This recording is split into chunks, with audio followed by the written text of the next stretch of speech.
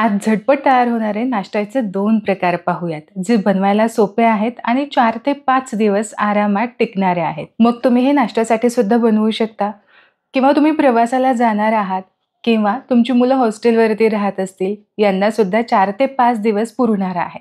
गोड आवडणाऱ्यांना गोड खाऊ घाला, तिखट आवडणाऱ्यांना तिखट खाऊ घाला. आदल्या-मधल्या वेळेस खाण्यासाठी किंवा नाश्त्यासाठी असे आपण 2 प्रकार पाहत आहोत. आज तृप्तीज किचन कट्टामध्ये पाहणार आहोत घारग्याचे 2 प्रकार. कोणाला गोड आवडत असतं नाश्त्याला, तर कोणाला तिखट हवं असतं. चहासोबत पुरकी मारत काहीतरी हवं असतं. मग अशा वेळेस करायचं तरी नक्की काय, की जो पदार्थ 4-5 दिवस तरी आरामात टिकेल. चला, आज बनवूयात रताळ्याचे घारगे. तिखटसुद्धा प्रकार मी तुम्हाला दाखवणार आहे आणि यासोबत गोड प्रकारसुद्धा दाखवणार आहे. दोनही प्रकारचे आपण घारगे पाहणार आहोत. विशेष म्हणजे हे रताळ्याचे घारगे आहेत, जे बनवायला नेहमीप्रमाणे सोपे आहेत. चला, फार वेळ न दवडता पटकन रेसिपीला सुरुवात करूयात. रताळ्याचे घारगे बनवण्यासाठी, दोनही पदार्थ बनवण्यासाठी इथे मी रताळे आधीच उकडून घेतली होती. ही थंड करून घेतलेली आहेत. आता यावरची साल काढून घेऊ. रताळ्यांची साईज थोडीशी मोठी आहे. वजनी प्रमाणानुसार हे 300 ते 350 ग्रॅम भरले असतील. आता दोन्ही रताळ्यांवरची मी साल काढून घेतलेली आहे. आता ही रताळी आपल्याला किसून घ्यायची आहे. रताळी किसून घेतली ना, की मग पिठामध्ये व्यवस्थित मिसळले जातात. याउलट जर तुम्ही नुसतेच मॅश करून घेतलीत ना, तर मग याचे धागे धागे मध्ये मध्ये येत असतात आणि यामुळेच आपल्याला जी बारीक किसणीची साईड असते ना, त्या साईडनेच आपल्याला हे रताळी किसून घ्यायची आहेत. आता एक लक्षात घ्या, की रताळी आपल्याला कच्ची अजिबात ठेवायची नाहीत. ही मोठी साईज आहे, तरीसुद्धा मी एक 4 ते 5 शिट्ट्या करून घेतल्या होत्या. मध्यम साईज असेल तर साधारण तुम्हाला एक 3 ते 4 शिट्ट्या कराव्या तरी लागतील. आता दोनही रताळे मी किसून घेतलेली आहेत. एका वाटीनेही आपल्याला मोजून घेऊ, म्हणजे मग इतर साहित्य आपल्याला घ्यायला बरं पडेल. आपली रेग्युलर जी घरातली वाटी असते ना, त्या वाटीच्या अंदाजानुसारच मी हे मोजून घेत आहे. तर बघा, इथे बरोबर 3 वाट्या आणि हा शेवटचा उरलेला अशा 4 वाट्या भरून हा रताळ्याचा खीस पडलेला आहे. गोड आणि तिखट असे दोन्ही प्रकार आपण बघतोय ना, म्हणून मग आपण काय करूया, निम्मा हा रताळ्याचा खीस आपण साईडला ठेवूयात आणि निम्मा जो उरलेला आहे त्याचे लगेचच गोड घारगे बनवायला घेऊयात. सगळ्यात आधी यामध्ये घालूयात वेलची पावडर आणि अगदी चिमूटभर आपल्याला यामध्ये मीठ सुद्धा घालायचंय. आता इथे बरोबर 2 वाटी भरून रताळ्याचा खीस घेतलाय ना, तर यासाठी बरोबर 1.5 वाटी भरून इथे मी गूळ खिसून घेतलेला आहे. आपण इथे साखरेचा वापर नाही करत आहोत, तर गुळाचाच इथे वापर करणार आहोत. बरोबर 1.5 वाटी भरून इथे मी गूळ घेतलेला आहे. तो किसूनच घ्यायचा आहे, म्हणजे तो पटकन मऊ होतो. पटकन आपल्याला याचं मिश्रण एकजीव असं करता येतं. अजिबात गुठळ्या राहत नाही आणि विनाकारण फार वेळसुद्धा आपला जात नाही.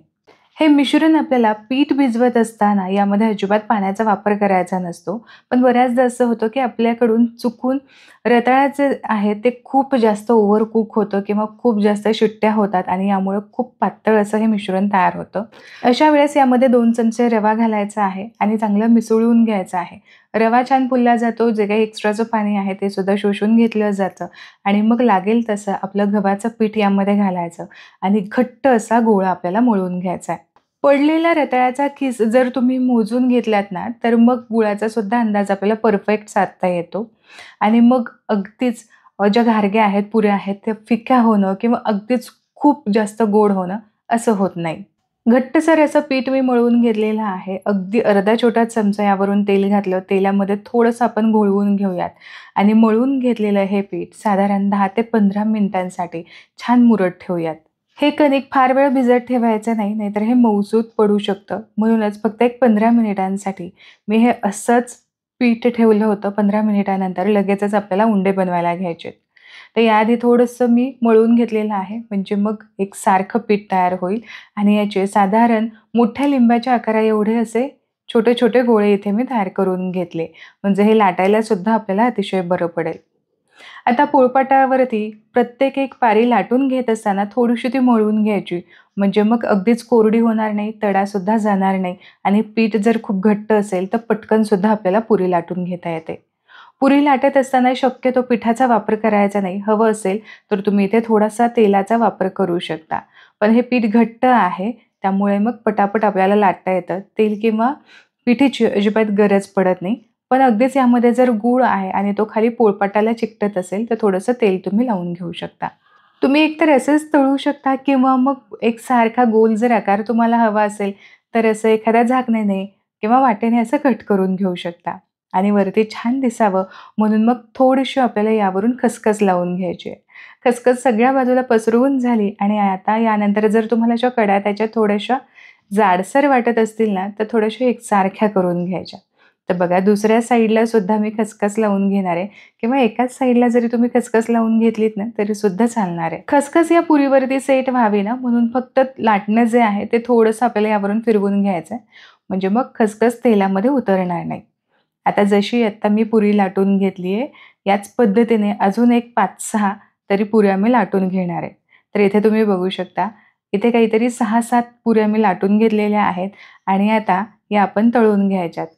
घारगे तळून घेण्यासाठी इथे मी तेल गरम करून घेतलेलं आहे. हलकंसं कडकडीतच तेल गरम करून घ्यायचं आहे आणि यानंतर गॅसची फ्लेम मीडियम टू हाय ठेवायची आहे. लो फ्लेमवरती तळू नका. लो फ्लेमवरती जर तुम्ही तळले तर खूप वेळसुद्धा लागेल आणि हे घारगे तेलकटसुद्धा होऊ शकतात. तर तुम्ही इथे बघा मस्त असे टुमटुमीत अशा या पुऱ्या फुगत आहेत, हे घारगे फुगत आहेत. आता यामध्ये गूळ आहे ना, त्यामुळे हे जे घारगे आहेत ते थोडेसे डार्क रंगावरतीच तळले जातात. व्यवस्थित तळून घ्यायचे म्हणजे मग काय होतं ना, जास्त दिवस टिकायला सुद्धा मदत होते. आता तुम्हाला अगदीच खूप प्रवासासाठी जाणार आहात तुम्ही आणि बऱ्याच वेळ टिकून ठेवायचं असेल, तर मग एक मध्यम आचेवरती तुम्हाला हे पुऱ्या तळून घ्याव्या लागतील. आतमधून व्यवस्थित तळायला हव्या म्हणजे जास्त दिवस त्या टिकल्या जातील. उगीचच पुरी फुगली नाही याकडे जास्त लक्ष तुम्ही देऊ नका. पुरी अशी टुमटुमीत फुगली नाही तरी सुद्धा चालू शकेल, पण या जास्तीत जास्त दिवस टिकायला हव्यात. जर तुम्हाला कुरकुरीत असे घारगे आवडत असतील, तर थोड्याशा पातळ या घाऱ्या लाटून घ्यायच्या आहेत म्हणजे मग कुरकुरीत अशा तळल्या जातील. मग यावेळेस गॅसची फ्लेम तुम्हाला मध्यमच ठेवायची आहे. तर चला गोड घारगे आपले तयार करून झाले. आता तिखट कसे करायचे हे सुद्धा पाहूयात. तर यासाठी आपण साईडला काढून ठेवलेलं रताळ्याचा खीस घेतलेला आहे. यामध्ये चवीपुरतीचं मीठ घातलं, थोडीशी हळद घालायची साधारण पाव चमचा आणि तिखट तुम्हाला कसं हवं आहे यानुसार लाल मिरची पावडर घातली, जिरा पावडर एक छोटा चमचा घातला, यासोबतच एक अर्धा चमचा ओवा घातलेला आहे. 1 ते 1.5 चमचे मी इथे पांढरे तीळ घातलेले आहेत. जवळजवळ अर्धी वाटी भरून इथे मी कोथिंबीर चांगली निवडून स्वच्छ धुवून यामधलं पाणी जे आहे ते चांगलं कोरडं करून मग चिरून घेतलेली आहे. घातलेलं हे सगळं साहित्य चांगलं एकजीव असं मिक्स करून घ्यायचं आणि बघा चांगलं एकजीव असं हे मिश्रण तयार झालेलं आहे. आता यामध्येच आपल्याला थोडी करत कणिक घालायचे आहे. गव्हाचं पीठ मी इथे घातलेलं आहे. हवं असेल तर थोडंसं 2 चमचे तुम्ही इथे बेसन सुद्धा घालू शकता. म्हणजे थोडासा खमंगपणा आणखीन जास्त वाढेल. लागेल तसं पीठ यामध्ये घालायचं आणि आधीप्रमाणेच थोडासा घट्टसर असा गोळा आपल्याला मळून घ्यायचा आहे. थोडंसं घट्ट असंच पीठ मळून झालंय. अगदी अर्धा छोटा चमचाभर यावरून मी तेल घातलेलं आहे. घातलेलं तेल थोडंसं या पिठाला लावून घेऊयात आणि आधीप्रमाणेच हे कणिकसुद्धा आपल्याला साधारण एक 10-1 मिनिटांसाठी अशीच भिजत ठेवायची आहे. फार नाही, फक्त 10 मिनिटांसाठीच हे पीठ मी असंच मुरू दिलं होतं. 10 मिनिटानंतर लगेचच आपल्याला याचे पुऱ्या करायला घ्यायच्या आहेत. असं छोटे-छोटे उंडे आधीच बनवून ठेवले ना, की मग लाटायला अतिशय सोपं पडतं. पटापट हे कामसुद्धा होऊन जातं. आता पुऱ्या लाटत असताना आपण ऑलरेडी यावरती तीळ वगैरे घातलेलं आहे. यामुळे आता वरून काही लावायची गरज नाही. हव्या तशा जाड, पातळ तुम्ही पुऱ्या इथे लाटून घेऊ शकता. पातळ या पुऱ्या लाटल्यात तर छान खुसखुशीत होतील. थोड्याशा जाड लाटल्यात तर मस्त मऊ आणि टम्म फुगतील. पुऱ्या इथे मी कट करून घेतलेल्या आहेत. थोडीशी जाड वाटली म्हणून आणखीन थोडीशी पातळ मी करून घेतली. तर चला याच पद्धतीने आणखीन एक 5-6 पुऱ्या मी इथे लाटून घेतलेल्या आहेत आणि आता या तळायच्या कशा ते सुद्धा पाहू. पुऱ्या जर तुम्हाला टमटमीत फुगवायच्या असतील तर गॅसची फ्लेम हाय ठेवायची आणि तेलसुद्धा कडकडीत तापलेलं असावं.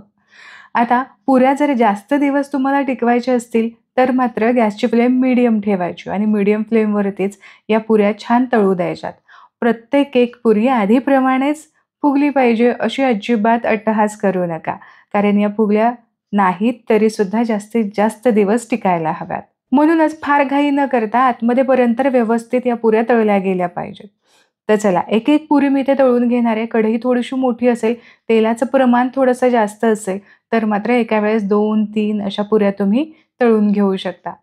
तर इथे तुम्ही बघू शकता मस्त अशी ही सुद्धा पुरी टुमटुमीत फुगलेली आहे आणि याच सोबत बाकीच्या संपूर्ण पुऱ्या इथे मी तळून घेतलेल्या आहेत. गोड आणि तिखट अशा संपूर्ण पुऱ्या किंवा तुम्ही याला घारगे सुद्धा म्हणू शकता. हे घारगे इथे तयार झालेले आहेत. थंड झाले की मग हवाबंद डब्यामध्ये तुम्ही या पुऱ्या हे घारगे भरून ठेवू शकता. तर इथे बघा मस्त असं एकसारखे एका रंगावरती तळून झालेले आहेत. गूळ आहे ना, मग गूळ असल्यामुळे पटकन पुरीला रंगसुद्धा येतो. यामुळे गॅसची फ्लेम लो, मीडियम असं करतच आपल्याला या पुऱ्या तळून घ्यायच्यात. हे दोनही घारगे नुसतेच खायला सुद्धा छान लागतात किंवा हवं असेल तर चटणीसोबत खा. गोडवाले घारगे जे आहेत ते तुम्ही चहासोबत खा किंवा असेच खाल्ले तरीसुद्धा चालेल. आशा करते आजची ही रेसिपी तुम्हाला आवडली असेल. रेसिपी आवडली तर व्हिडिओला लाईक जरूर करा. तुमच्या मित्र आणि परिवारामध्ये ही रेसिपी नक्की शेअर करा. पुन्हा भेटूया अशाच एका उपयुक्त व्हिडिओसोबत. तोपर्यंत स्वस्त राहा आणि मस्त मस्त खात राहा.